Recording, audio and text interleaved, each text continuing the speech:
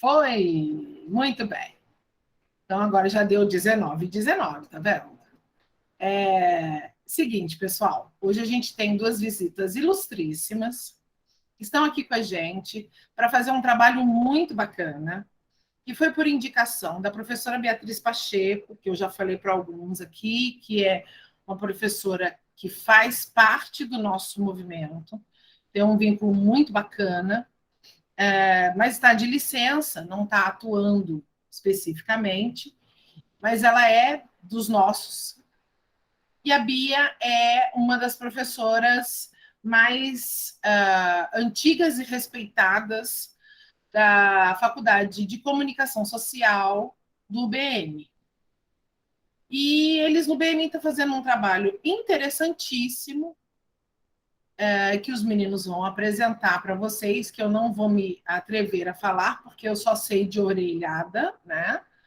E a Bia conversou com o Zezinho da possibilidade deles estarem aqui, por um acaso calhou de ser na minha aula, que eu achei o máximo. E conversei com a Bia por um acaso sobre isso, porque eu trabalho com ela também em outro lugar, e a gente achou que seria assim super bem casada. Ela até disse que vai ver se consegue dar uma passada por aqui também. Então, a gente está tendo o privilégio hoje de ter dois acadêmicos do curso de Comunicação Social do BM, e eu vou começar ladies first. Então, Brenda Destro, é isso? Brenda Destro. Isso mesmo. Ó, que lindo o nome dela. Embora eu seja canhota, não com a mão, mas de outra Tudo bem, forma. eu sou destro. Brenda Destro, está aqui com a gente, né? Acadêmica do curso de comunicação, e o Lucas Alves Reis, que também está aqui com a gente. Eu tive o privilégio de conversar com o Lucas, eu estou conhecendo a Brenda agora. O Lucas já tinha entrado em contato comigo, a gente falou rapidamente, e eles vão apresentar uma proposta que eles já vêm desenvolvendo no BM há algum tempo com a Bia, e eles vão falar um pouco com a gente, e depois a gente vai abrir, eles vão abrir para um debate, e de alguma forma eu estou achando que isso foi um grande privilégio da minha parte, principalmente, porque minha Mari, né? Mari chegou aí agora. Mariana Fontes é nossa professora também, a gente faz essa aula em parceria.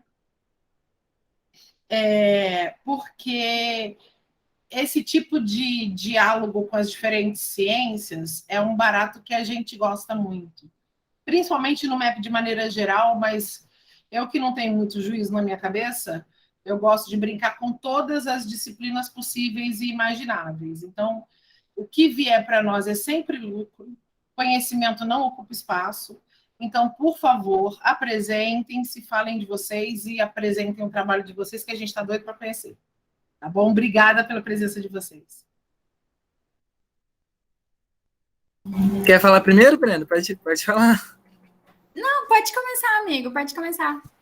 Tá bom, gente. Então, novamente, queria agradecer ao MEP, ao Zezinho, à Abigail, que cederam esse espaço para a gente. Como eles bem disseram, eu e a Brenda somos acadêmicos, nós estamos no 6º período de jornalismo aqui na UBM, e vou falar um pouquinho sobre mim, um pouquinho sobre minha pequeníssima experiência profissional, nem de perto uma Abigail, nem de perto uma Bia Pacheco, nem de perto o Zezinho, mas só para vocês verem que existe alguma coisa ali, da mesma forma que também existe para a Brenda. Dentro da comunicação, eu já participei de um estágio de assessoria, né? Fui assessor na prefeitura de Barra Mansa, então é uma das vertentes do jornalismo, uma vertente muito forte, inclusive, cerca de 70% do jornalismo empregado dentro do Brasil é de assessoria. Então a gente tem assessoria de órgãos públicos, temos assessorias de empresas privadas, tudo existe uma assessoria, na verdade, né? O Zezinho atuando como uma assessoria do MEP, disparando release para todo mundo pelo WhatsApp. Então o jornalismo está muito presente, e até por isso a gente fica muito honrado de estar vindo aqui falar com vocês, porque é um impacto social grandíssimo.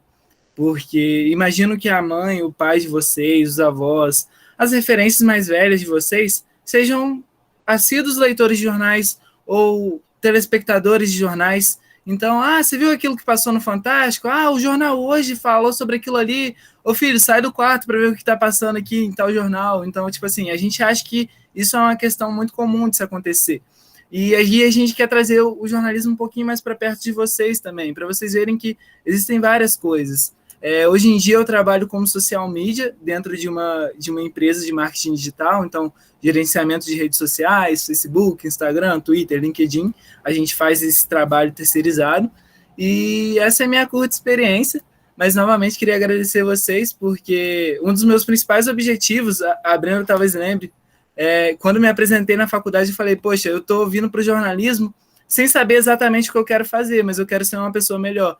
E eu acho que isso daqui é uma oportunidade muito grande de estar participando desse processo. Agora eu passo a bola para a Brenda aí.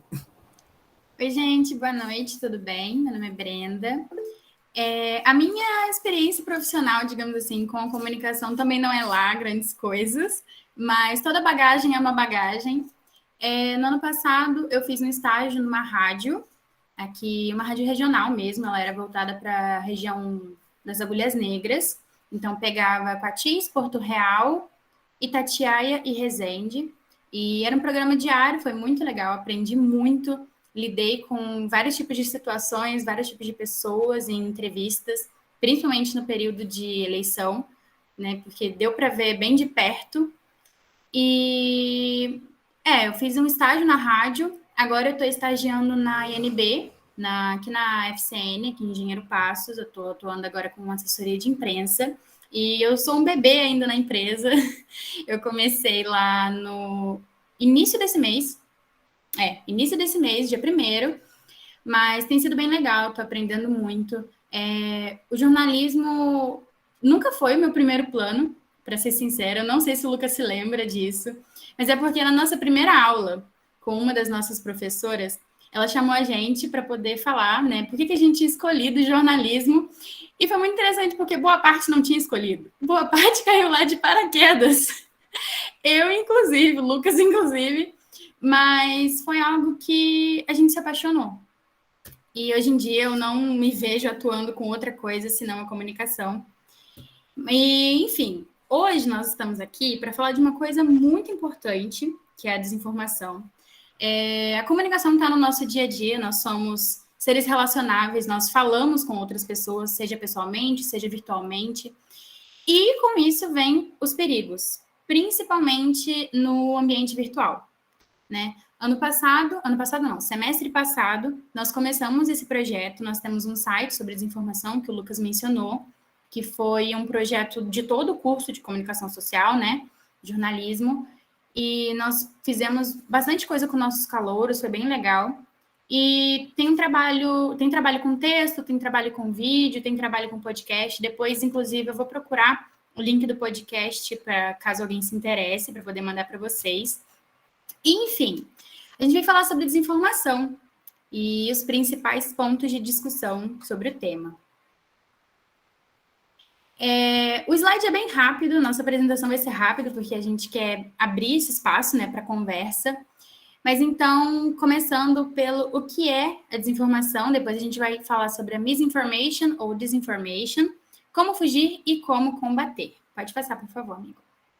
Então, começando com o que é a desinformação. Como está no slide, é um conteúdo produzido com a intenção de espalhar mentiras, né, a respeito de qualquer assunto, seja coisa séria, seja coisa boba, e pode envolver conteúdo impostor, manipulado ou fabricado, ou informação verídica que está fora de contexto. E um exemplo acho que muito fácil de vocês entenderem, são as manchetes falsas no Facebook. Sempre tem informação falsa no Facebook, é preciso tomar muito cuidado com isso.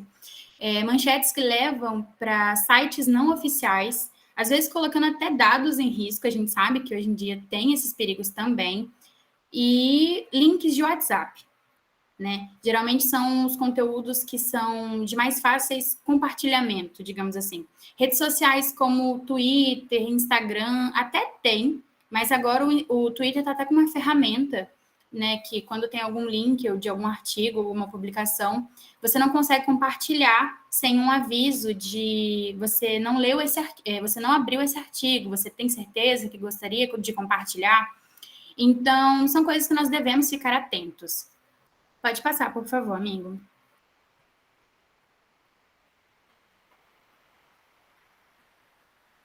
Isso, obrigada. Misinformation ou disinformation? Tô aqui gastando meu inglês, não me levem a mal, mas é porque os dois termos significam desinformação. A diferença está no significado deles. Essa misinformation, ela seria uma informação falsa que é disseminada de uma maneira mais inocente.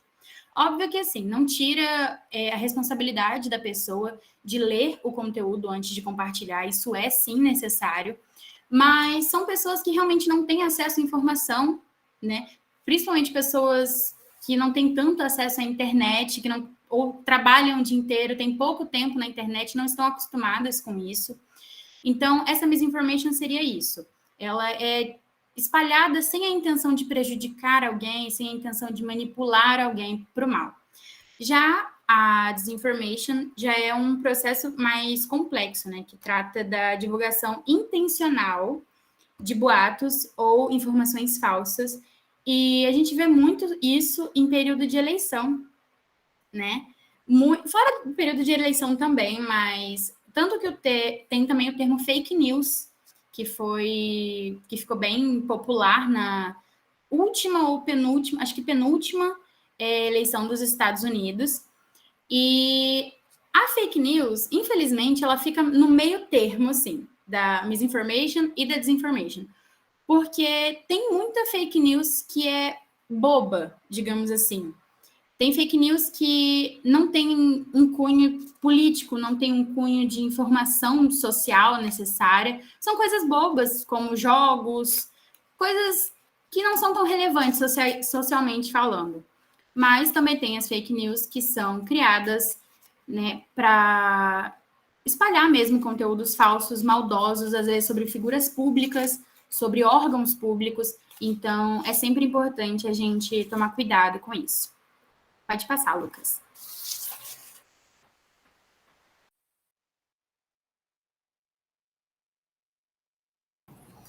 Então, gente, e aí agora a gente vai entrar um pouquinho no tópico de como fugir dessas fake news, né? Já que a Brenda levantou todo o perigo dessa situação.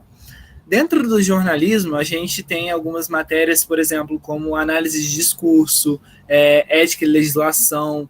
Então, a gente tem toda uma vertente que aumenta o nosso tom crítico.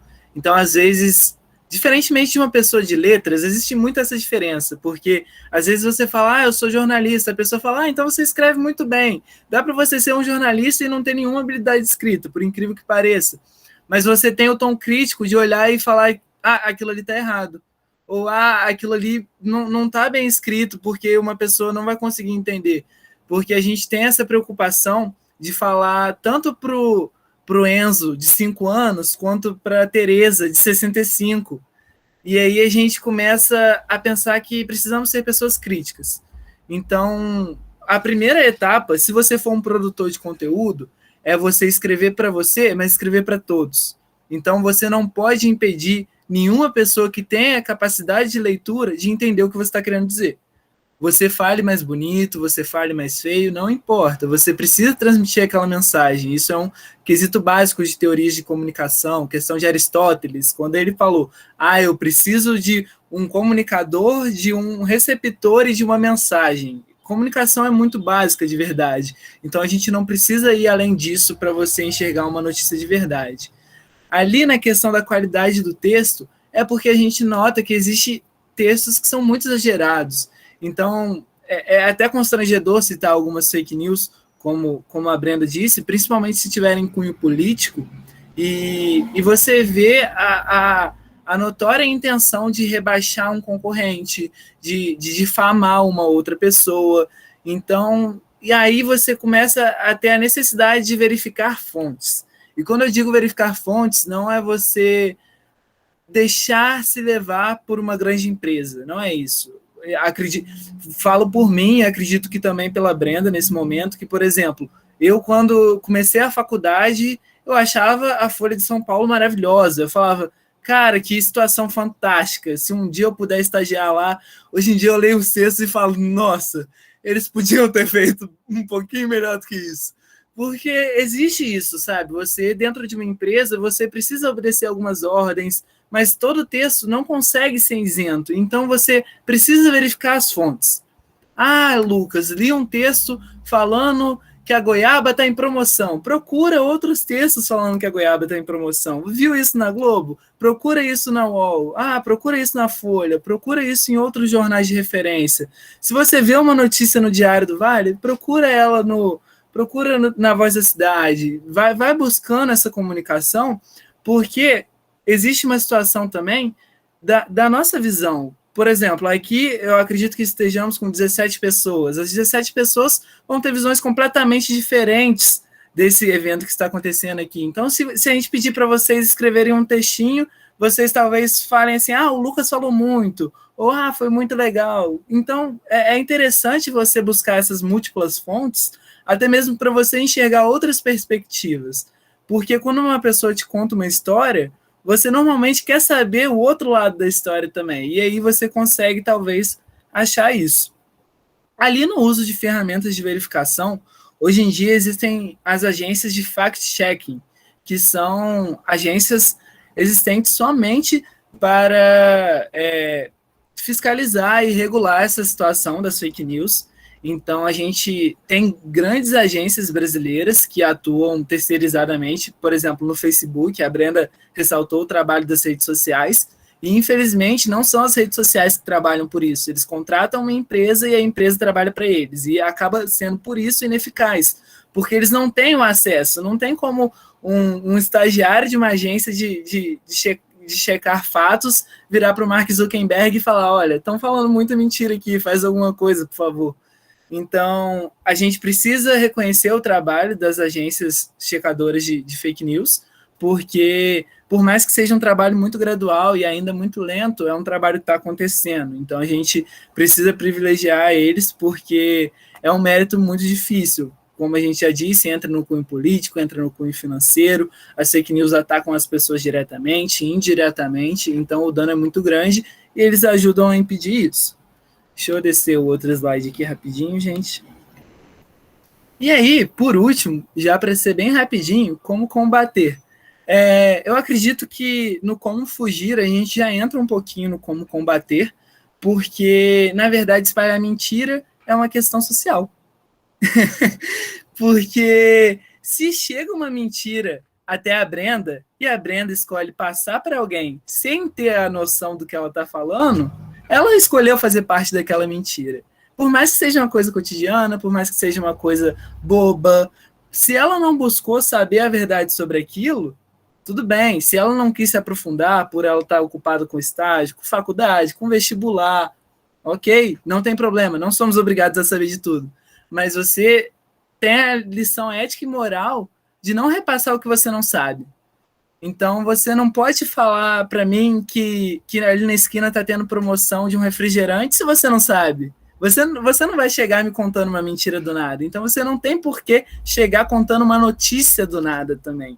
Você não tem essa necessidade de acreditar em tudo. Hoje em dia, a gente tem aí vivendo a era digital. Então, por exemplo, hoje, infelizmente, na verdade, estamos tendo que recorrer ao Google Meet. Seria uma honra estar trabalhando presencial com vocês, mas isso mostra o quão fácil é fazer uma notícia. Hoje em dia, qualquer um cria um blog, qualquer um faz um texto, e as pessoas se confundem muito nisso. Se elas veem um texto escrito com 2 parágrafos e bem escrito, se ela receber no WhatsApp, ela acredita. Se você escrever fonte 2 pontos UOL nisso tudo aqui que eu estou falando, dificilmente a pessoa vai lá no UOL ver se o Lucas falou mesmo. Então, o primeiro passo para a gente combater as fake news, a desinformação, é a questão de consciência. Mentira mata. E a gente está vendo isso na pandemia. Porque existiu também, por cunho político, infelizmente, a desinformação agindo sobre tratamentos, sobre remédios curadouros, milagrosos, e infelizmente a gente não tinha a eficácia disso, e não existia vazão para combater tanta desinformação, porque você via pessoas de alto escalão político falando, é isso daqui, e aí essa questão começou a tirar o poder de teoria dos jornais, por exemplo.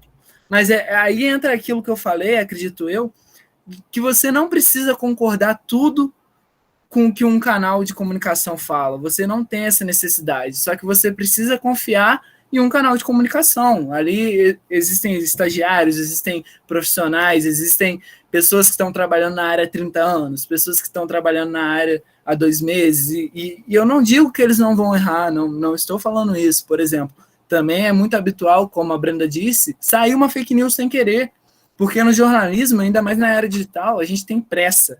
Porque se eu contar para vocês uma coisa depois, vocês não vão achar graça. Se eu falar para vocês que vai acontecer um super evento depois que o Zezinho contar para vocês, vocês vão olhar e falar, o Zezinho já me contou, cara, não precisa falar mais disso. Então a gente tem essa correria de falar, não, vamos ser os primeiros a soltar, vamos ser os primeiros a apurar, quando na verdade, caso alguém aqui queira ser jornalista, peço encarecidamente que vocês se comprometam com a apuração de vocês. Então, se você tiver que soltar a matéria 5 minutos depois que o maior adversário de vocês, não pense em dar o furo, pense no impacto que a sua notícia pode causar na sociedade, de verdade, porque você, quando está escrevendo alguma coisa, é para alguém ler. E se uma pessoa ler e acreditar naquilo ali, cara, o seu trabalho está feito. Então, tenha certeza que você está cooperando para a sociedade. Seja um release, seja uma questão de mídias sociais, seja um jornal impresso, seja uma fala na rádio. Tipo assim, o principal combate de verdade, gente, é a consciência. E eu vou passar a bola para a Brenda, mas, enfim, a gente já terminou a nossa apresentação, basicamente. Então, gostaria de abrir para debate, para a Abigail, para o Zezinho, para quem mais quiser falar. Novamente, a gente está muito honrado de estar participando desse evento, de estar participando dessa sala. A gente não sabia que ia ser tão bem acolhido, que ia ser tão interessante. Então, mais uma vez, obrigado, e eu passo a bola para a Brenda. Gente, só complementando o que o Lucas falou com relação a furo de reportagem, isso eu vejo muito como uma questão da índole das pessoas, porque é muito do orgulho, sabe? Eu não posso ver, eu sou de um determinado órgão de imprensa, né? Vamos supor que eu sou da Globo e o Lucas é da CNN. Eu, como funcionária da Globo, não vou admitir que o Lucas da CNN fale de uma informação antes de mim. E eu acho que isso é muito uma questão de orgulho mesmo, né, de egoísmo, de não se colocar no lugar de quem vai ler, às vezes. Porque a gente fica tão focado naquilo de, não, eu tenho que falar essa notícia, eu tenho que soltar, porque senão, se eu soltar depois, não vai ser relevante. As pessoas já vão saber, não vão procurar o meu site para saber mais sobre isso. Então, acho que a gente tem que, como jornalista, como pessoas, né, praticar muito a empatia, porque a informação sempre chega para alguém. A informação, ela tem o poder de dar vida, assim como no caso da pandemia, mas também tem de tirar a vida, como também foi o caso da pandemia. Então, é uma via de mão dupla. A gente tem que ter essa responsabilidade.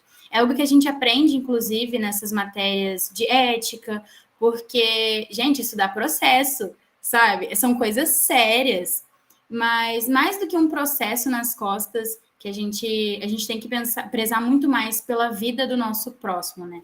É só isso mesmo.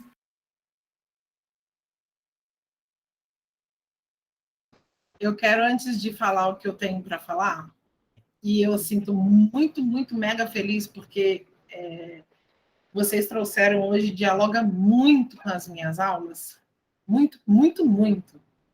Eu quero agradecer mais uma vez, porque vocês foram capazes de explicar um conteúdo denso em poucos slides, de uma maneira muito acessível, muito simples, muito enxuta, e isso é um grande talento, porque a melhor maneira de dizer as coisas é sempre a forma mais simples. Eu costumo dizer para os meus pequenininhos, que eu dou aula para o 6º ano, que já disse para eles aqui também, que o ideal da norma padrão não é fazer com que a língua fique sofisticada, mas que a língua fique acessível. A norma padrão foi pensada para a acessibilidade da comunicação. E o que aconteceu foi que ela foi tomada pelas esferas de poder, digamos assim, como um privilégio, e ela passou a ser utilizada como instrumento de poder. Mas a norma padrão ela não foi pensada como instrumento de dominação, mas ela foi pensada como democratização do idioma. E isso é um caso muito sério. O que vocês fizeram hoje aqui foi democratizar claramente um conteúdo fundamental, que inclusive foi assunto da minha primeira aula com eles aqui. Então, eu até estava pensando aqui, falei, só que o vídeo que eu trouxe para eles é muito longo, não ia dar para eu repetir para vocês, que é um discurso de uma professora da UFRJ numa formatura, ela como paraninfa. Depois eu passo para vocês o link. Mas eu queria mencionar alguns pontos do que vocês falaram, e agora a fala da Brenda final me chamou a atenção muito do que eu já estava aqui na cabeça para falar. A gente não é obrigado a dizer nada. Porém, a partir do momento em que a gente diz, ou que a gente escreve, ou que a gente reproduz, a gente passa a ter responsabilidade sobre aquilo. A gente assina embaixo daquilo. Então, tudo que a gente fala, escreve e passa adiante também é nosso, também vai para a nossa chancela, e qualquer coisa que aconteça a partir daquilo é nossa responsabilidade. E isso é muito sério. Vai falar de vocês dois agora no finalzinho. E eu tenho trabalhado com eles algumas estratégias de leitura. E dentre as estratégias de leitura, eu sempre lembro a eles que tanto emissor quanto receptor, ou remetente e destinatário, dependendo da abordagem que a gente faça, tem responsabilidades no momento em que a gente está se comunicando. Quem manda a mensagem tem a sua responsabilidade, mas quem lê a mensagem contribui para aquele texto ter sentido de verdade. Então, no momento em que a gente faz isso, que a gente tem acesso a esse texto e faz com que um texto falado, escrito, verbal, não verbal, não importa, seja uma imagem, seja um som, seja uma fala, seja um texto escrito, se eu tomei contato com ele, a primeira coisa que eu tenho que fazer é construir na minha cabeça aquele sentido. E ter certeza se aquele sentido realmente é um sentido que precisa ser passado adiante. Porque o que está acontecendo hoje em dia é que as pessoas estão transmitindo os textos para frente, né? Estão repassando ou divulgando qualquer informação que seja, não pela sua veracidade. A veracidade, a fonte, a credibilidade, ela não está mais como um elemento essencial para que um texto seja passado adiante. Mas sim, se o que o texto diz está de acordo com o que eu penso ou não. Porque eu já vivenciei e já vi pessoas que vivenciaram situações de alguém transmitir uma notícia falsa. Eu sou professora de inglês também, mas eu não gosto da expressão fake news, porque eu acho que ela ameniza o real sentido da mentira, da notícia falsa. A expressão em inglês, ela tira a dramaticidade do que existe ali. Então, eu não gosto de usar fake news, eu uso falsa, notícia falsa, a mentira. Eu já tive situações em que pessoas veicularam mentiras e eu, educadamente, pedi desculpas. Minha querida, me desculpe, mas, infelizmente, isso que você está divulgando não corresponde com a verdade. Olha a construção de texto que eu tive que fazer. Olha só, vocês que entendem disso tão bem.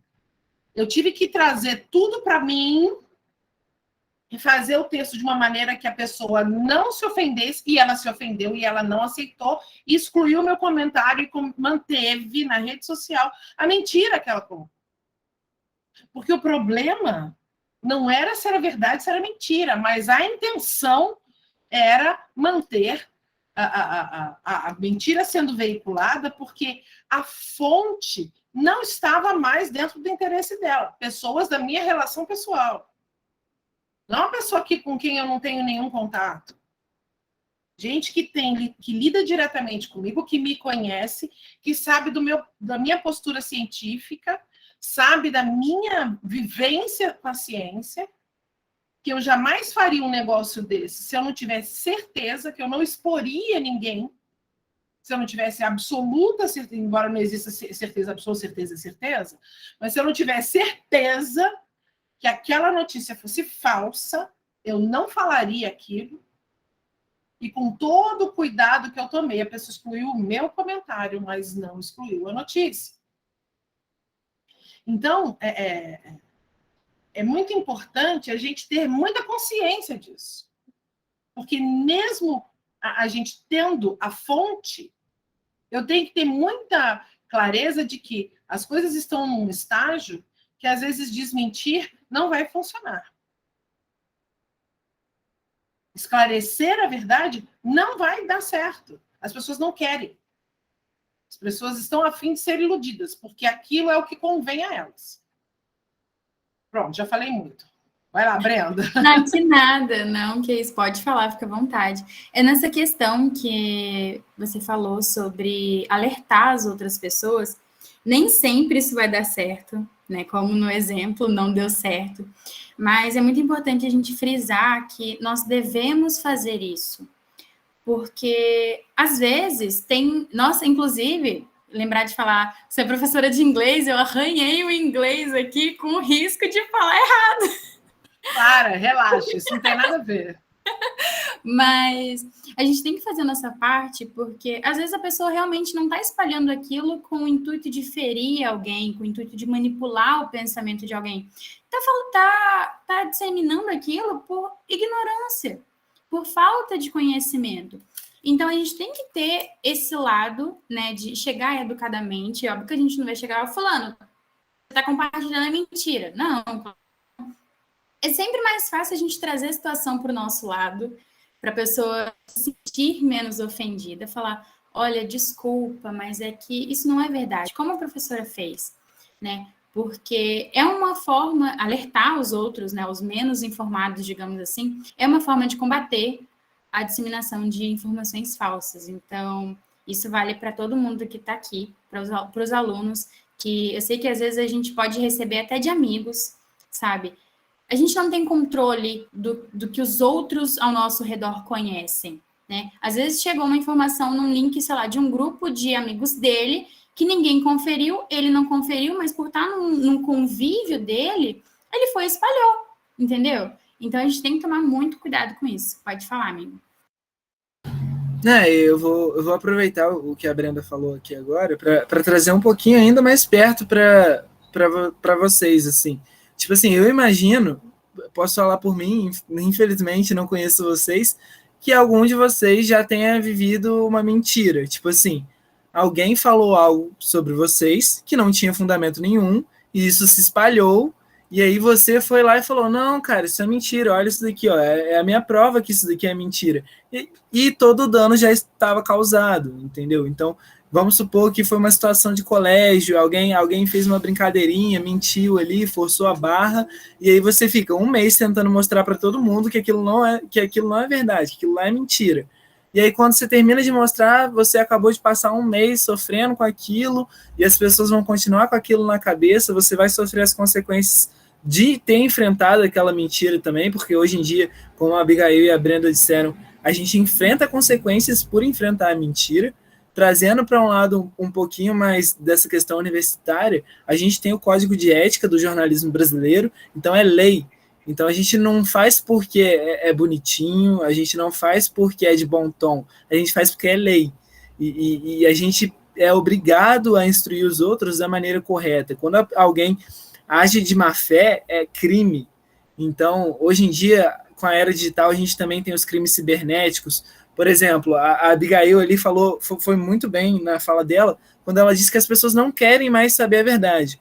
Então, vamos supor que no melhor dos mundos saia uma mentira falsa, uma notícia falsa, e aí exista a fiscalização e a punição, que hoje em dia é muito rasa, deixa a desejar, porque justamente é um número muito grande de conteúdo a ser analisado, e a pessoa fala, não, tá certo, eu errei, desculpa, eu vou me redimir, eu vou reescrever a notícia. Então, no mesmo link, fica ali, uma errata, por questões judiciais, esse texto foi reformulado, ponto. A pessoa não vai ler aquilo de novo.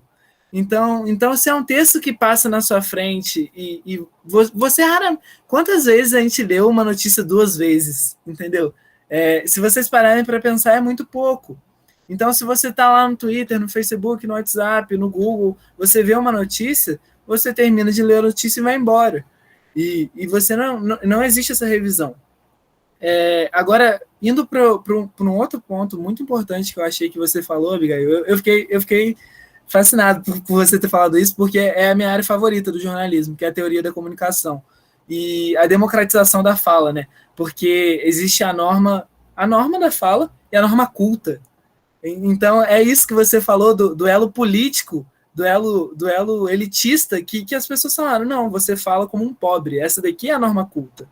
Eu falar para vocês que eu gosto de alguma coisa e eu falar para vocês que eu anseio com muito prazer, é a mesma coisa, entendeu? A diferença é que uma pessoa pode não me entender na segunda vez que eu for falar, e isso é muito problemático. Então, tipo assim, a democratização da fala, ela é necessária para, caso vocês queiram fazer jornalismo, comunicação social, ou eu gostaria até de tentar passar isso para a vida de vocês mesmo, porque é óbvio, você não vai chegar na redação do Enem escrevendo VC, você não vai chegar na redação do Enem escrevendo Aloprey, você não vai fazer esse tipo de coisa. Mas o que eu quero dizer é que na verdade, o princípio da comunicação é você se fazer entender. Então, quando uma pessoa fala de uma maneira errada e você conseguiu entender aquela pessoa, fique com isso para você. Pode tentar corrigir a pessoa, mas você não precisa expor ela. Uma coisa que me dá pavor é quando, tipo assim, alguns vídeos viralizam de algumas pessoas, evidentemente, de classe de renda inferior ao que devia ser, tipo assim, a pessoa falando errado, as pessoas rindo. Eu falo, cara, se você tá entendendo, ela não tá falando errado. Se você tá entendendo, ela não tá falando errado. E é isso mesmo, eu só queria falar isso porque eu acho que essa parte da democratização da fala é muito importante. Você pode corrigir alguém, se você vê alguém usando 2 S em vez de ser cedilha, se você vê que a pessoa está se expressando mal, você pode corrigir, você deve, é a democratização do conhecimento, mas você não deve exigir nada de ninguém. Então, tipo assim, se a pessoa se fez entender, isso é a comunicação. Vai, Brenda, depois eu falo. Não, é só uma coisa que eu peguei para mim, né? Para minha vida mesmo. E. Opa, deixa eu abaixar minha mãozinha. É muito interessante. Isso é uma dica que eu dou. Talvez alguns já façam, talvez não. Mas tudo que a gente fizer, tudo que a gente, sei lá, escrever, falar, a gente tem que pegar a regra dos 5 anos. Uma criança de 5 anos entenderia o que eu disse? Então eu falei bem. Óbvio que tem situações, tipo, questão de Enem, vestibular, ou se você tiver em um lugar onde você precisa ter uma fala mais robusta, uma escrita mais robusta, enfim. Tudo bem você usar palavras difíceis, tudo bem você usar jargões da sua profissão, mas no dia a dia, no que você puder, fala como se você estivesse falando com uma criança de 5 anos. E todo mundo vai te entender e vai ficar tudo bem. É só isso.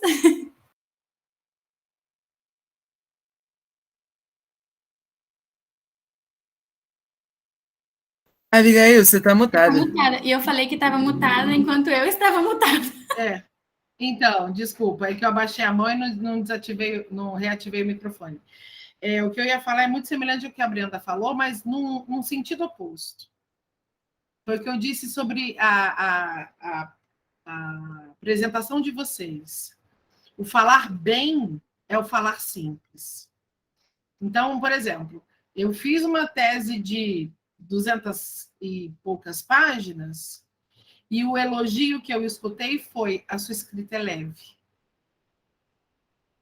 Esse é o ponto. Escrever bem é escrever acessível.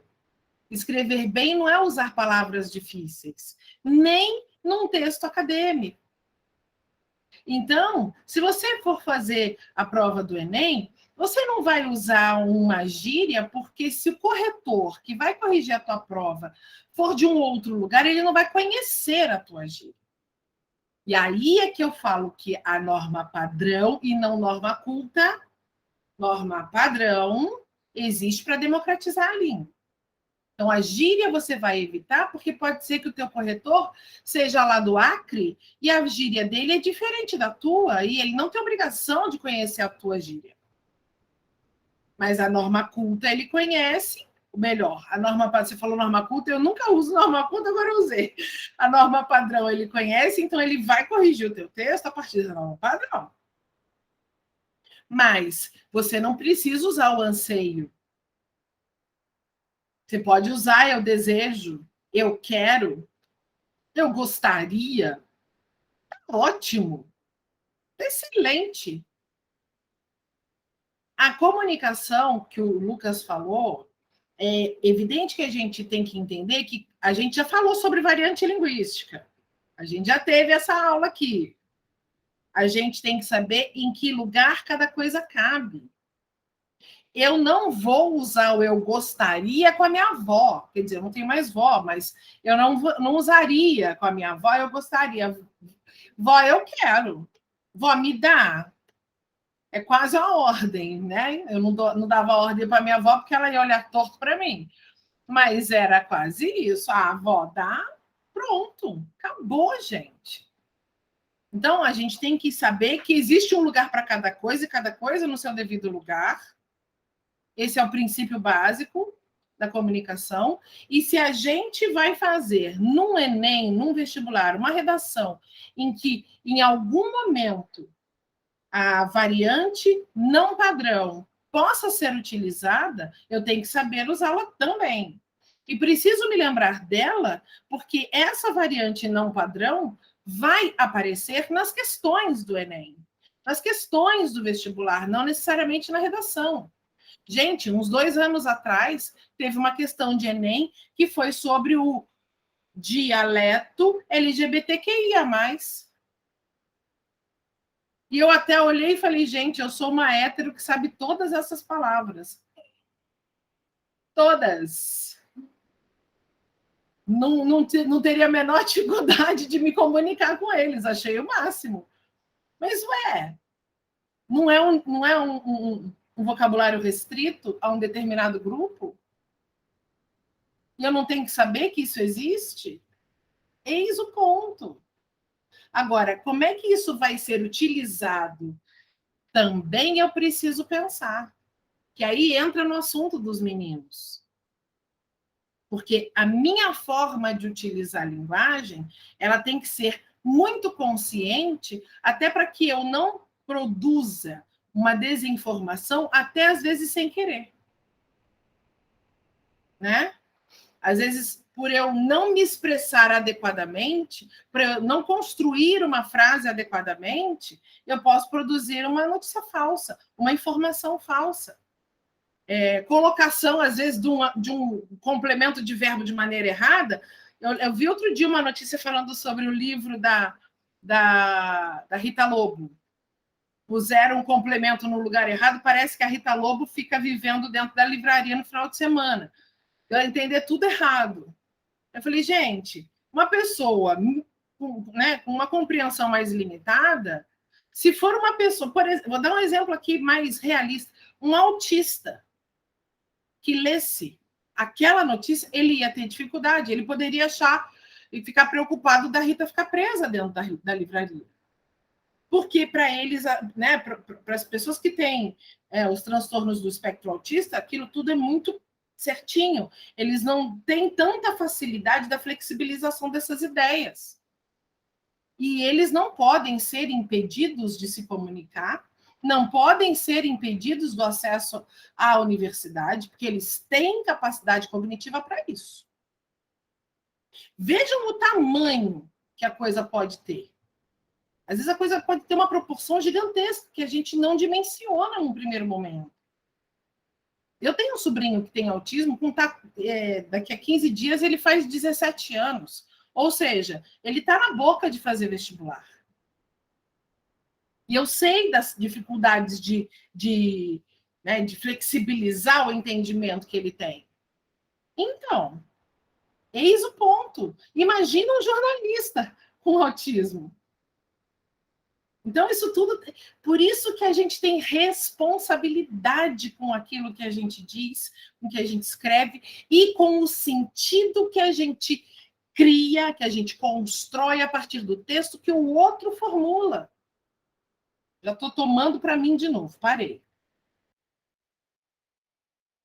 Eu vou dar uma saída de 2 minutos, que minha bateria está acabando, eu vou pegar o cabo e já estou voltando. Gente, se alguém quiser falar alguma coisa, normalmente os alunos que eu conheço possuem alguma vergonha, então, Zezinho, se você quiser falar alguma coisa, sinta-se à vontade, por favor.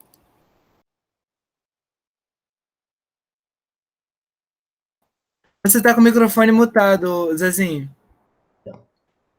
Bom, eu primeiro quero cumprimentar pela brilhante exposição dos dois. Eu até escrevi aqui, ó, mentira mata. Isso dá para puxar um título de matéria. E a outra palavra também, frase que me marcou muito, e é essa função de vocês, espalhar mentira é o quê? Espalhar mentira é uma questão social. Então, o impacto da mentira sobre nós é um desastre. Não, tanto mata como cria transtorno. E vocês foram muito brilhantes na apresentação objetiva, leve, que ó, nessa escola aluno fala. Quer ver? Quem é o primeiro?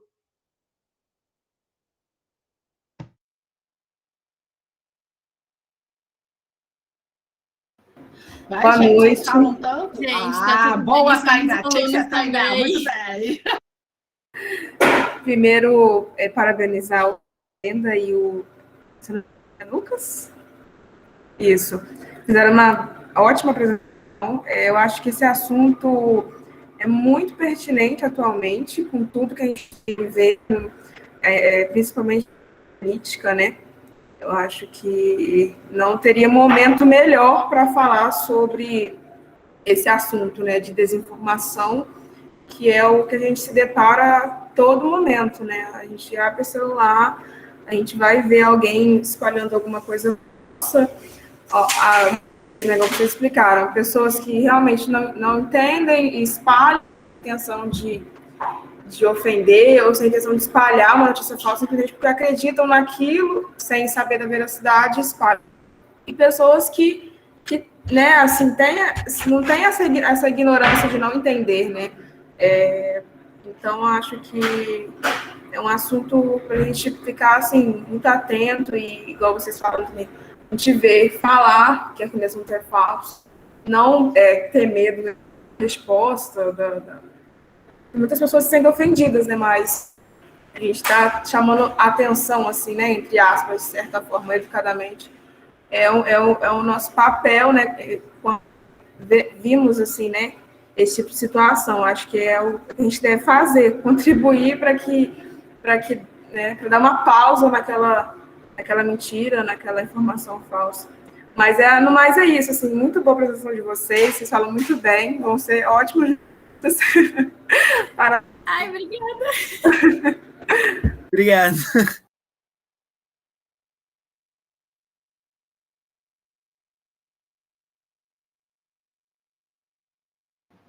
Fala, Alberto. Oi, boa noite a todos. Em primeiro lugar, aí, parabenizar também, né, como disse a Tainá, o Zezinho, a Abigail, a Brenda, o Lucas, trazer esse assunto aí que é tá muito em evidência hoje em dia, né? A gente precisa mesmo trazer esse assunto quantas vezes forem necessárias, né? Porque uma coisa que eu vejo, que eu reparo muito, é que a gente está praticamente no século XXI e a gente tem que estar trazendo à tona assuntos que parece que já tinham sido superados, né, assim, na sociedade. Por exemplo, na questão da pandemia, você vê, no Brasil a gente nunca teve problema com vacinação, com imunização, nada disso, né? A gente nunca, sempre tinha campanhas de vacinação, inclusive, né? Que era um sucesso e tal. E hoje em dia, por muita notícia falsa que foi espalhada, muita gente acreditou nisso e até hoje tem gente, eu conheço gente que diz que não vai se imunizar, que não acredita nessa questão de pandemia. A gente está vendo aí que é uma coisa que parou o mundo todo, né? E infelizmente aqui no Brasil, por causa dessa questão, como o Zezinho falou mesmo, que a mentira ela mata, né? Então muita gente morreu por acreditar em muita notícia mentirosa, muita coisa falsa. Então, eu queria só registrar o dano, né, dessa questão da mentira na questão da informação e as pessoas que infelizmente foram vítimas disso, né? Você vê o dano que causa, né? Custa a vida de tantas pessoas, né? Infelizmente se foram. E aí, que a gente continue fazendo a nossa parte e tentando buscar sempre a verdade dos fatos e tentar conscientizar as pessoas ao nosso redor em relação a isso. Obrigado pela oportunidade aí de poder participar e adquirir um pouco mais de conhecimento com vocês aí. Obrigado. Nós que agradecemos. Obrigado a você. Valeu. Antes de passar a palavra para a Laís, eu queria observar uma coisa que o Marcos falou aqui no chat, que é muito importante quando a gente pensa em jornalismo, que é o distorcer uma notícia. Distorcer uma notícia também é muito cruel. Aí, eu acho que foi a Brenda que falou alguma coisa a respeito das manchetes. Não, foi o Lucas. Acho que foi o Lucas que falou das manchetes. Não lembro. Agora eu também não lembro. Não lembro qual dos dois falou. A respeito das manchetes que aparecem foi o Lucas, né? Então, às vezes as manchetes estão de um jeito, você vai ler o texto, a coisa é completamente diferente, porque a manchete é meio sensacionalista, e aí leva a gente a ler o texto diz algo completamente diferente, ou às vezes o texto está construído de uma maneira. Recentemente aconteceu um fato bem desse jeito. Uma determinada rede de TV foi noticiar o 19º processo em que o ex-presidente Lula foi inocentado, e a construção da notícia foi feita de tal modo, parecendo que não foi uma invalidação da situação, de que não tinha como condená-lo diante da situação, mas como se fosse um equívoco da justiça. A construção da notícia, a construção das frases que foram feitas dessa forma. E, assim, a cara de derrota, né, das pessoas falando, enfim. É linguagem não verbal, é o tom da voz, é o gestual, a construção da frase. Então, de alguma forma, não é que a notícia é falsa, mas ela foi construída de uma maneira que a recepção dela fica distorcida. E isso também é muito perigoso. Então, eu estou aproveitando aqui a fala do Marcos, que inclusive disse aqui no nosso chat que ele passou por isso recentemente, para levantar esse ponto que eu acho que é importante para a gente debater também.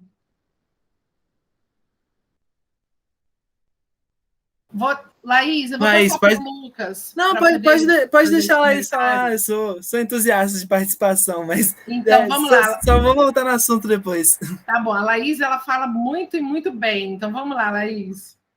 Então, eu vou falar, acho muito importante o assunto que vocês trouxeram, e eu vou falar mais sobre a questão da acessibilidade, né, do entendimento do que é falado. Eu lembrei de um exemplo, que foi no Big Brother esse ano, por exemplo, tinha uma participante que falava o tempo todo coisas muito difíceis de serem entendidas, né? Falava de um modo muito difícil, desnecessário para a ocasião, porque estava num programa, todas as pessoas assistem, e vivendo no dia a dia, não tinha necessidade de ela usar aquela linguagem. E foi criticada por isso. Então, eu estou falando que, assim que vocês estavam falando sobre isso, me veio à tona esse exemplo. É isso, né? Eu acho que o interessante é a gente conseguir enxergar que está muito palpável isso, né? É a Lumena falando de uma maneira completamente acadêmica, sendo que, como a Abigail já disse, cara, a meta de vocês, caso um dia vocês escrevam um TCC, é escrever um TCC normal. Ponto. Escrevam para pessoas normais lerem, não escrevam para outros acadêmicos. Então, façam um TCC para sua avó ler e entender, porque essa é a parada, na verdade. E não é demérito da Lumena, é porque é justamente por esse sistema, tipo assim, talvez por infinitas questões sociais que a gente nem é capaz de abordar aqui, ela tenha se sentido pressionada a mostrar sua capacidade universitária, acadêmica, e aí ela acabou perdendo a mão nesse jeito de falar. Mas o que eu ia falar era justamente sobre esse impacto na sociedade, né? O Alberto também falou sobre a questão da pandemia, e infelizmente a gente está em 2021, as eleições ocorreram em 2018, e desde 2018 a gente enfrenta fake news, a gente enfrenta mentiras de uma forma bizarra. A gente enfrenta de uma forma desnecessária, parece que é piada. Todo dia você tem que lidar com alguma coisa sendo desmentida. E aí, dentro da própria UBM, que é o que eu posso falar por ser o meu meio, mas imagino que ao longo de todo o Brasil, a gente tem diversos trabalhos universitários, caso vocês tenham interesse nesse assunto, mostrando como a desinformação influenciou na eleição de 2018. Então, tipo assim, existem estudos de casos falando assim, fazendo pesquisas, pontuando considerações, falando assim, ó, você sabia que isso daqui era mentira? A pessoa falava, não, e eu só votei em fulano porque eu pensei que isso daí era verdade. Então, se a gente consegue mudar um rumo do país por causa da mentira, que a gente consiga mudar o rumo do país por causa da verdade também, né? Eu acho que essa é a verdadeira lição assim, que a gente pode tirar de combater a desinformação, de o que é desinformação. Eu acho que no final, por mais bobo que pareça, a gente tem que ser verdadeiro, a gente tem que ser sincero, seguir a ética, seguir toda essa situação. E é só isso mesmo. A Larissa levantou a mão, então se eu puder passar a vez para ela também. Olá, gente, boa noite. Eu queria agradecer a vocês por ter explicado de uma forma tão clara e objetiva, porque desde pequena eu escuto de alguns professores meus do ensino regular que a gente precisa pesquisar informação em fonte que seja... Gente, quando eu fico nervosa eu perco a palavra. Que seja segura. E eu ficava assim, cara, mas como assim? Que fonte que é segura? Porque eu sempre li informação no G1, no Extra, na Folha de São Paulo, sempre nesses jornais. E não sabia se era verdade. E todos os professores, busca uma informação em uma fonte segura. E no ensino médio, um professor de sociologia trouxe uma notícia para a gente com 2 jornais diferentes falando sobre a mesma coisa. Aí eu percebi que, além de eu pesquisar em um site, eu precisava pesquisar em outro. Assim, para mim, aquilo na época era muito difícil de compreender. Mas depois que eu percebi, aí eu comecei a pesquisar, além de ler a notícia em um jornal, eu leio em outros, olho os dados históricos também. Aqui na aula da professora Abigail é um exemplo disso, ela sempre traz alguma coisa para a gente, sempre anoto, pesquiso, aí vejo, não duvidando dela, mas eu aprendo mais um pouco procurando na fonte. E é isso, eu queria agradecer a vocês por ter dado o caminho das pedras, porque às vezes parece ser uma coisa tão fácil, mas para outra pessoa é muito difícil e não consegue aprender, né? Muito obrigada, pessoal. Posso falar rapidinho? Obrigada, Larissa. Não se preocupe, você ficou muito bem. Você falou muito bem, aliás. É muito importante essa questão da gente olhar sempre em um outro veículo, porque tem uma coisa no jornalismo, e o Lucas vai entender, eu acho que ele sabe o meu posicionamento diante disso, mas é porque É passado para a gente que o jornalismo ele tem que ser imparcial. Na teoria, sim, realmente. Mas o jornalismo é feito por pessoas. E não existe isso de imparcialidade com o ser humano. O corpo fala. Se você estiver falando uma informação que você não quer dar, os telespectadores vão saber. Entende? O nosso corpo diz muito além da nossa própria voz, às vezes. Então, imparcialidade no jornalismo, sinto dizer, gente, não existe.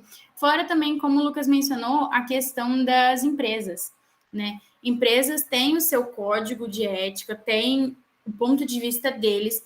Então, um veículo de imprensa pode passar uma informação de um jeito e outro de um jeito completamente diferente, porque são pontos de vistas distintos. Então, é muito importante isso de sempre buscar em outra fonte a mesma informação, como o Lucas falou no início, como a Larissa relembrou agora, porque é muito perigoso a gente passar uma coisa que a gente não sabe se é verdade, ou porque, saiu no G1, se saiu no G1 é verdade. Não, gente, profissionais também cometem erros, é muito importante a gente frisar isso, porque nós não somos robôs. Não é porque a gente está atrás de um computador digitando o dia inteiro que a gente nunca vai errar, entendeu? Então, para vocês tomarem cuidado mesmo, e vou passar para o Lucas. Cara, é isso que a Brenda falou, porque antes de eu entrar na faculdade de jornalismo, ninguém nunca tinha me dito isso. A gente teve um trabalho no comecinho falando, o que você pensa de jornalismo, como que é e tal. E aí eu falei, nossa, foi muito vergonhoso, inclusive, que eu comecei a apresentação falando assim, o jornalismo precisa ser imparcial. Eu levei um esporrinho sinistro, porque dali em diante a gente entrou na teoria de que não existe isso. E não existe porque, por exemplo, a Brenda é flamenguista e eu sou vascaíno. Se a gente for falar sobre o mesmo jogo, a gente vai falar de um jeito diferente. E não é porque a gente vai deixar a torcida se levar, é porque a gente tem vivências diferentes. Então, tipo assim, vamos supor que o Flamengo ganhe do Vasco.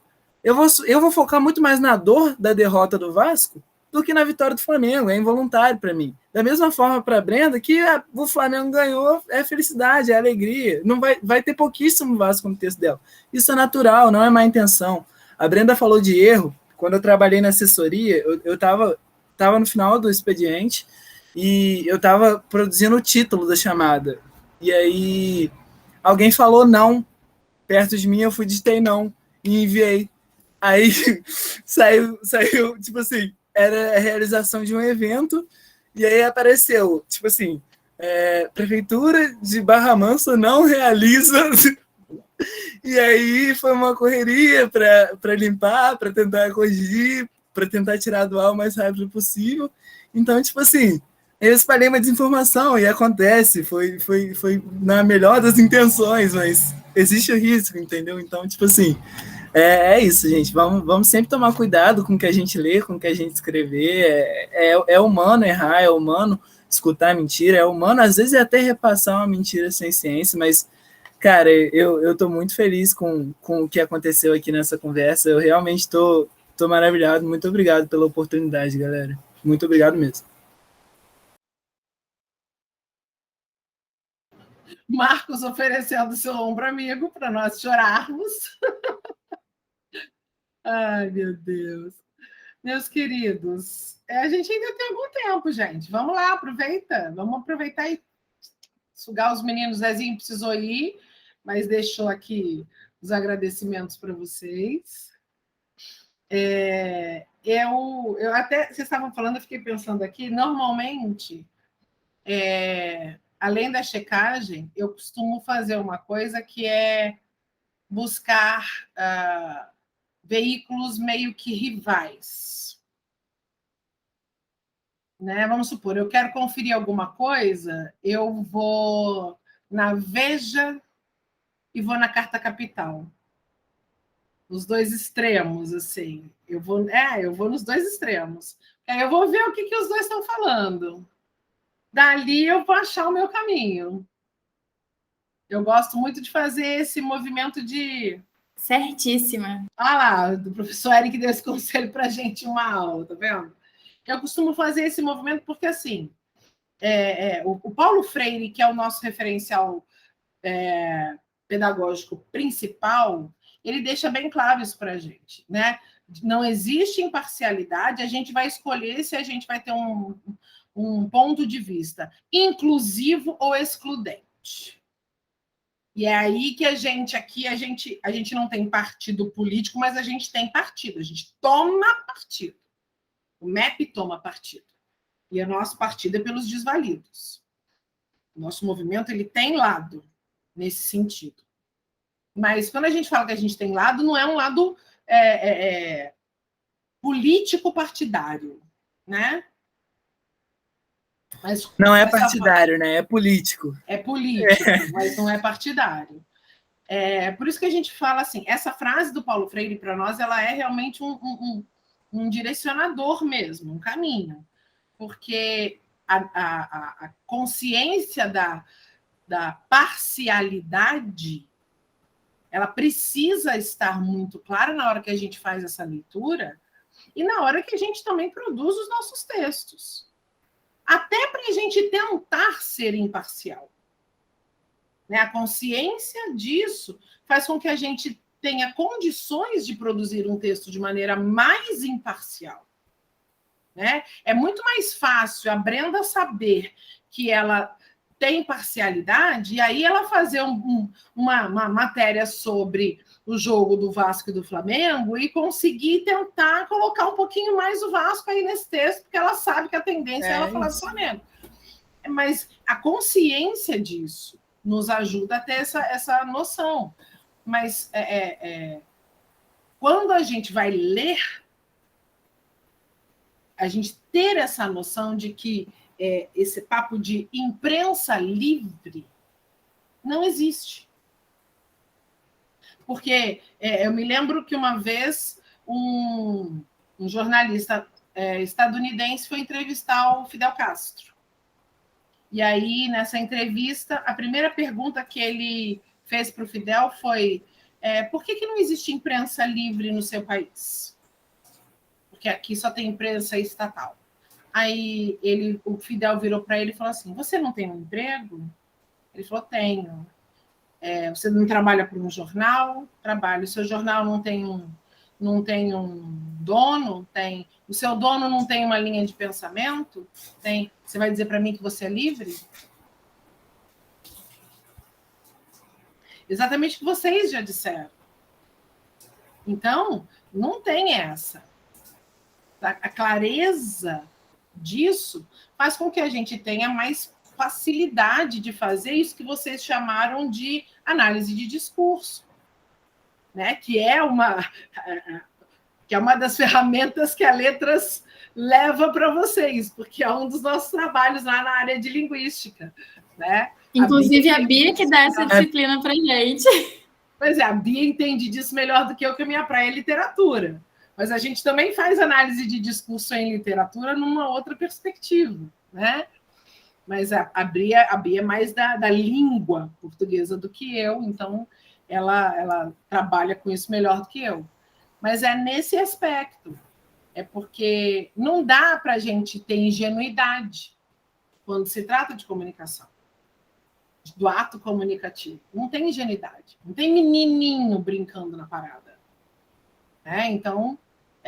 e todo mundo quer alguma coisa de algum momento em que você se comunica com alguém. Se você quer obter do outro uma determinada resposta, a gente fala porque a gente quer do outro uma determinada resposta. Se a gente quer obter desse outro uma resposta, então a gente tem um objetivo ali. Você quer que, de alguma forma, o ato comunicativo ele tem uma tendência manipuladora. Quando a gente tem claro isso, a gente, mesmo na franqueza, você vai fazer esse jogo da troca de uma maneira muito mais lúcida. Né? E a gente que está aqui não tem mais o direito de olhar para qualquer coisa que chegue até nós de maneira despretensiosa. A gente chega num estágio que conhecimento é responsabilidade. Eu ouvia muito isso na faculdade. Eu tive uma professora na faculdade que já estava lá no céu, que dizia muito que Modéstia é defeito, mas competência é responsabilidade. Então, a gente chega num estágio que a gente não tem mais o direito de abrir mão da nossa responsabilidade, de olhar para as coisas com ingenuidade. Vai, Lucas, eu falei muito de novo. Não, que isso. Na verdade, tudo que você está me falando, tudo que você está falando tá me lembrando alguma outra coisa. E, tipo assim, quando eu cheguei no jornalismo, eu vi que eu não sabia nada de jornalismo. Então, tipo, só para tentar trazer um pouquinho para vocês, existe a linguagem neutra, a linguagem positiva e a linguagem negativa, que ronda um pouquinho isso daí que a gente está falando. Tipo assim, vamos supor que aconteça um problema, algum acidente, alguma coisa chata em uma cidade. Um jornal vai relatar aquilo de maneira negativa, porque foi uma coisa chata, foi um problema. Mas a prefeitura daquela cidade vai tratar aquilo, no mínimo, como uma maneira neutra. Então, tipo assim, vai falar, realmente houve um problema, mas já estamos solucionando, todas as medidas estão sendo tomadas, etc. e tal. Então, o foco vai ser na medida sendo tomada. Já o jornal, ele muito provavelmente vai falar, o foco, infelizmente, foi esse acidente aqui, que aconteceu a tal hora, aconteceu por desleixo das organizações que eram de responsabilidade disso. Então, existe muito esse parâmetro de como você disse, Abigail, de linguagem mesmo, sabe? Da intenção da imprensa livre, porque a gente tem que seguir a norma da empresa que a gente está trabalhando, e a gente ainda precisa se encaixar ali. Então, por exemplo, se você me manda um texto sobre um assunto chato, sobre um assunto muito delicado, eu posso tentar usar uma linguagem mais neutra para tentar tirar a força daquele conteúdo, para eu não trazer aquele negativismo. Da mesma forma, que nem você disse da notícia do Lula.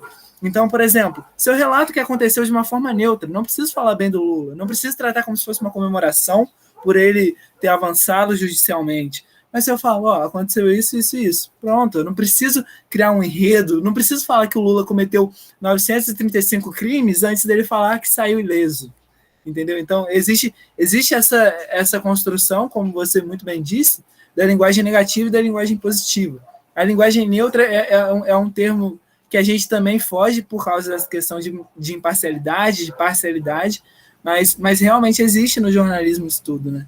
Tipo, essa questão de saber como falar, de quando eu quero falar, de por quem eu quero falar. E dentro disso tudo, infelizmente, o jornalismo hoje em dia no Brasil é uma ameaça, porque as condições trabalhistas são pouquíssimas e os poderosos cada vez mais revoltados. Então, se você procurar aí no Google jornalista e perigo, jornalista e estatística, você vai ver que o Brasil é um lugar ameaçador para jornalista. Não quero desanimar ninguém, por favor, se encorajem, inclusive. Mas é porque existe isso, entendeu? E aí a gente nota o quão privilegiado eu e a Brenda somos de estar vindo aqui falar de jornalismo, porque é muito mais do que pegar um microfone e sair falando, é muito mais do que escrever um textinho e sair falando, sabe? Da mesma forma que todas as áreas profissionais possuem sua imensidão, enfim. A gente realmente está muito feliz de compartilhar isso tudo com vocês. Se vocês tiverem alguma dúvida, podem falar depois, enfim. É isso.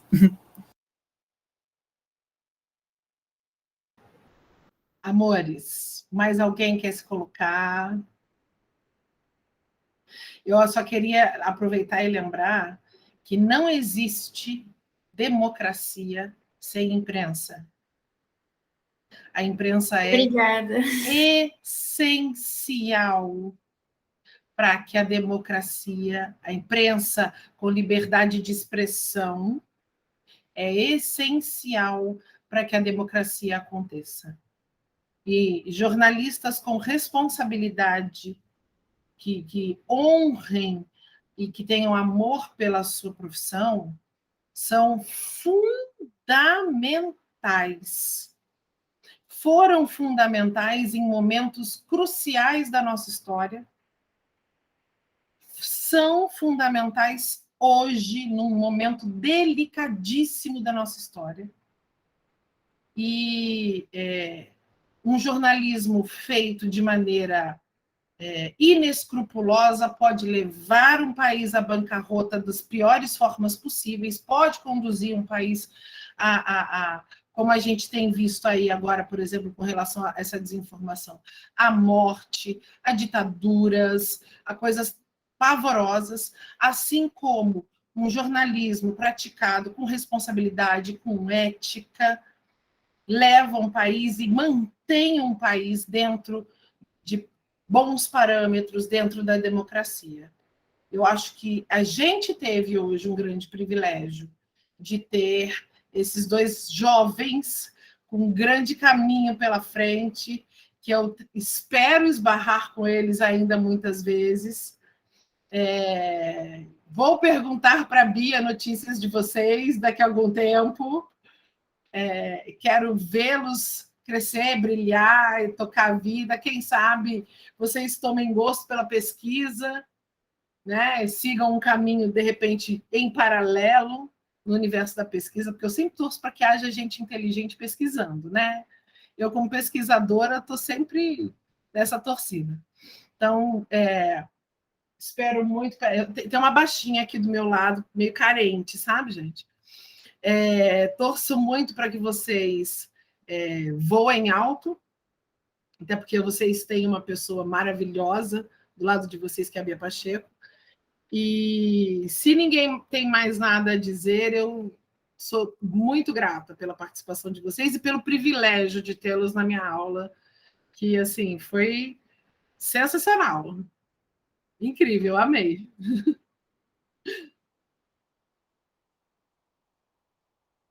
Amigo, você quer terminar? Quer se despedir? Eu me despeço primeiro. Pode se despedir, amigo. Eu já me despedi, gente. Só muito obrigado de verdade. A gente não esperava que a gente ia gostar tanto. Que Sim. A gente estava até meio receoso, para ser sincero. O Lucas me conhece, nós somos dupla, nós fazemos dupla, aliás, em 99% dos nossos trabalhos na faculdade. E eu fiquei muito mais tranquila só por saber que seria ele aqui comigo. Então, Lucas, muito obrigada. Eu agradeço vocês por terem cedido esse espaço para nós. Eu sou muito suspeita para falar da Bia Pacheco, eu sou muito suspeita para falar do jornalismo, mas obrigada por esse espaço, porque são temáticas necessárias e o que faz um bom jornalismo é esse zelo pela informação, esse zelo em passar com cuidado a informação para as outras pessoas. Assim como o que forma qualquer profissional, um bom profissional, é a empatia que ele tem pelo próximo, né? O jornalismo, ele não é só escrever, o jornalismo não é só falar, o jornalismo é lidar com vidas também. Então, é muita responsabilidade, como já foi falado.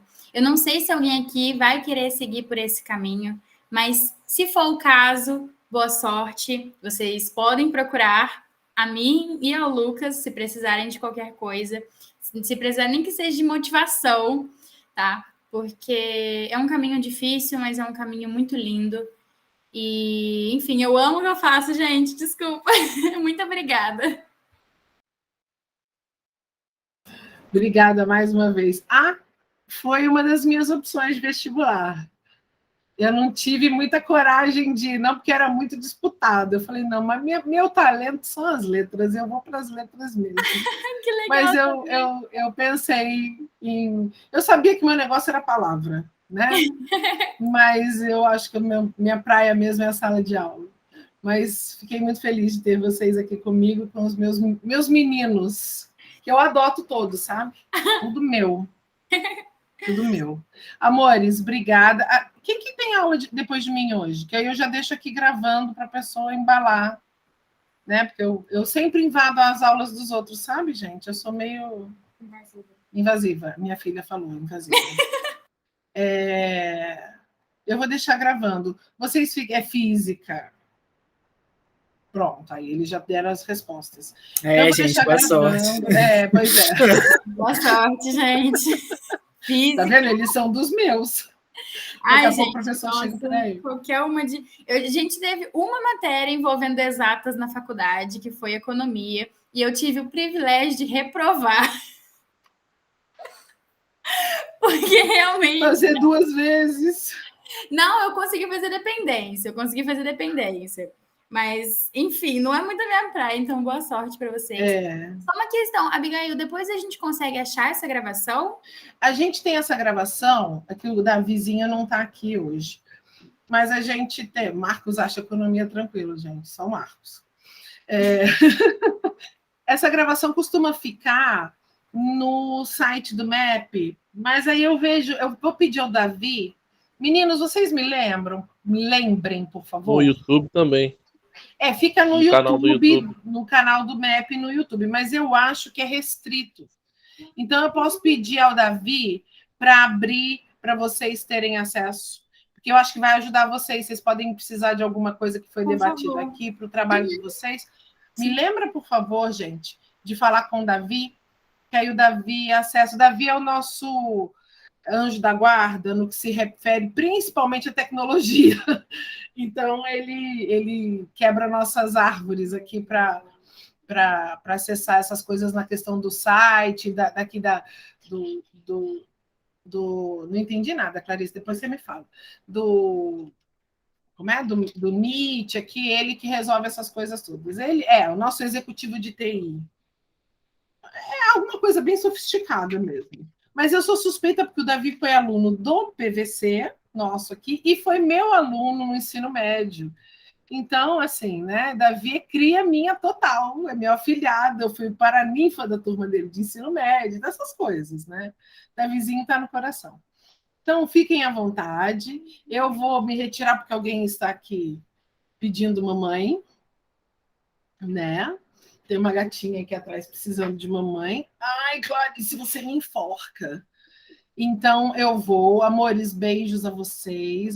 Ela é doida com a Tainá. Ela vê a foto da Tainá, ela fica apontando a Tainá aqui. Ela é apaixonada pela foto da Tainá. Oi, linda! Viu? Ela falou com você, que ela não ouviu. Peraí, Tainá. Agora você fala de novo. Você é muito linda, viu? Ó, viu? Morre de vergonha. Gente, descabelei toda. Tava com o cabelo tão bonitinho. Descabelou tudo esse fone.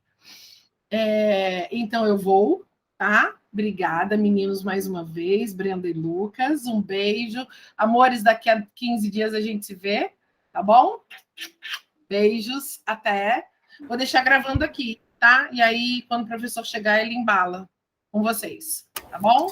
Boa noite, gente. Gente, mais uma vez, muito obrigado. Boa noite aí para vocês, gente. Boa noite. Boa noite, pessoal. Muito obrigada. Tchau, tchau. Tchau. Boa noite.